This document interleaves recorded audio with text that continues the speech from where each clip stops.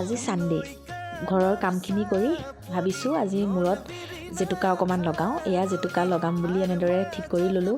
মই লগাম বুলি কোৱা দেখি আকৌ সকলোকে জেতুকা লগা হ'ল। এয়া সকলোৱে লগাই লৈ এনেকৈ বহি আছে ৰ'দতে। তাৰপিছতে অলপ দেৰি থাকি এনেদৰে ধুই মেলি ল'লোঁ। তাৰপিছতে আকৌ খাবলৈ মন গ'ল দুপৰীয়া মেগী অকণমান, এয়া খাই ল'লোঁ। তাৰপিছতে আকৌ ৰাতিলৈ বুলি খানা এনেদৰে ৰেডি কৰিলোঁ। আজি ৰাতিৰ বাবে এনেদৰে দাল তৰকা অকণমান বনাওঁ বুলি ভাবিছোঁ। এয়া আৰম্ভ কৰিছোঁ আৰু বনাবৰ কাৰণে। এয়া ৰেচিপিটো মই বেলেগকৈ দিম বাৰু, এতিয়া ৰেচিপি নিচিনাকৈ বনোৱা নাই ভিডিঅ'টো, এনেদৰে এনেই দেখাওঁ বুলি অকণমান ইয়াতে লগাই দিছোঁ ভিডিঅ'টোতে। এয়া এনেদৰে বনালোঁ। খাবলৈ অৱশ্যে ভালেই লাগিছিলে, কিন্তু আমি যিহেতু বেছিকৈ মছলা ব্যৱহাৰ কৰা নাই, সেইকাৰণে দাল তৰকাৰ নিচিনা ৰেষ্টুৰেণ্টৰ নিচিনা ৰং ওলোৱা নাই বাৰু। এয়াই আছিল আজি আমাৰ ৰাতিৰ সাজ। আজিলৈ আহিছোঁ, ধন্যবাদ।